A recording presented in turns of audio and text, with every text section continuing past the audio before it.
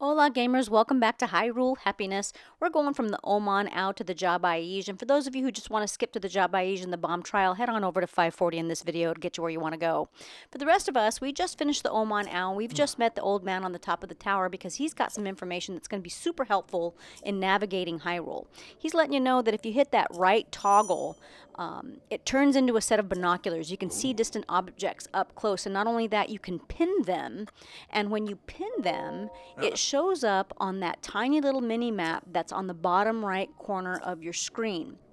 Now we need to get to all of these shrines on the Great Plateau, so go ahead and pin them now. It'll be easier to navigate to them with them showing up on the mini map. Once you're done there, head on back to the Oman Owl Shrine. We've got a little unfinished business. Now when you get there, you want to activate your Magnesis rune. When you do that, anything fuchsia is magnesisable. And yes, that's a real word that I just made up. Pick up those giant square boxes and throw them up in the air and let them smash down, because inside is a bunch of goodies that can help you along your journey, anywhere from apples to arrows.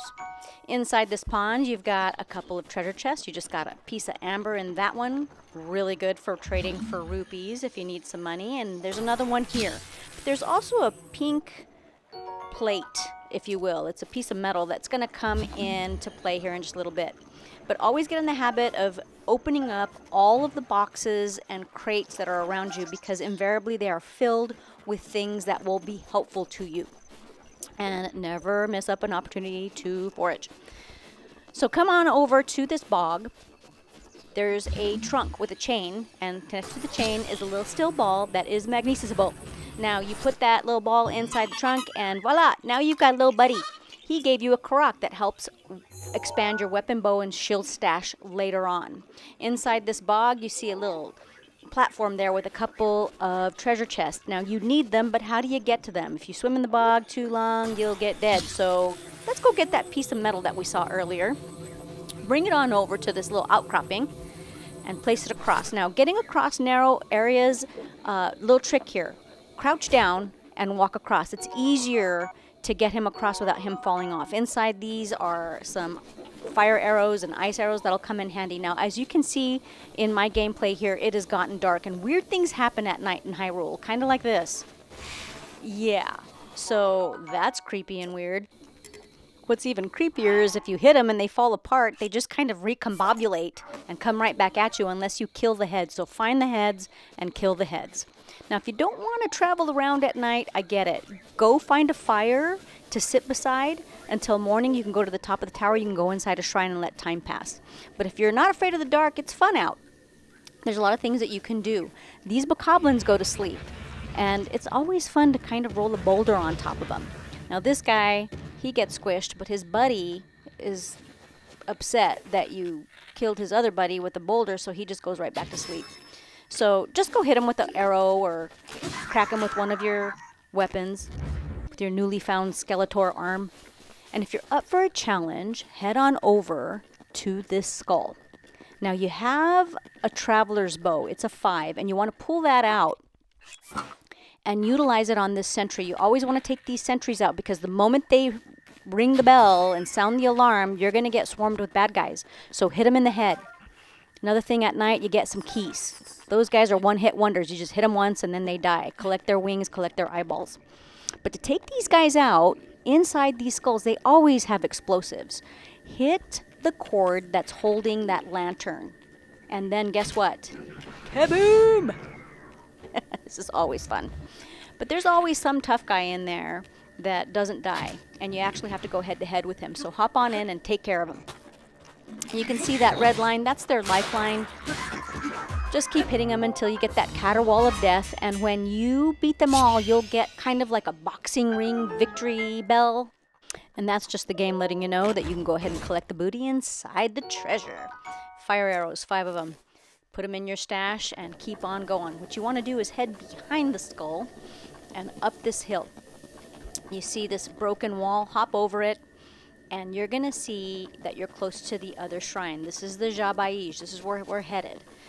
Now, this place is littered with all of these dead guardians. Now, as you can see, you've got a bunch of nocturnal monsters. I'd wait till morning and make it easier. But search all of these dead guardians for all of their mechanical parts. But the thing is not all of them are dead. You've got a couple that are alive, and the one guy over here is alive. He'll turn red, and he starts looking at you. If he hits you once with that laser, you're dead. One laser hit, and you're done. So the game's going to stop you mid-run. Once you're able to run away, either hide behind the wall or go back behind the other guardian before he gets you, and wait till he falls back asleep, and then run behind that wall. Once you get behind that wall, you're free of the laser, climb the other wall near that explodable rock, and we'll get to the explodable rock in just a second, and head on over to the terminal. Activate the terminal, and of course, you have your travel point. Get on the elevator, head on down, and now you're going to the bomb trial. Now this trial is fantastic because you get an unlimited spherical and cube-shaped bombs that you can use to break things up, kill enemies, things of that nature. And anytime you see any rocks with those cracks in them, it's explodable rock. So blow it up. You've got ordnance at your disposal in the shape of sphere and cube. Just remember, rule number 1, always stay out of the blast radius. Otherwise, you will take damage and possibly die. So anytime you see explodable rock, blow it up. Come on in, climb the stairs, and now we've got a little bit of a problem. So are you going to put your circle bomb on that platform? Probably not. It'll roll off. Physics kind of still works normally in this game.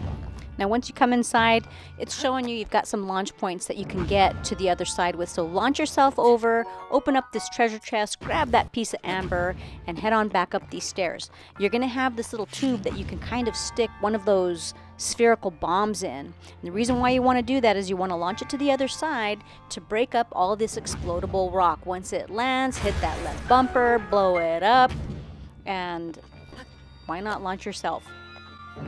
Whee! Well, you didn't quite make it, but good thing there's stairs. Head on around the corner, up the stairs, and now you've got a really old monk been waiting for you for a long, long time. You're going to get your second spirit orb.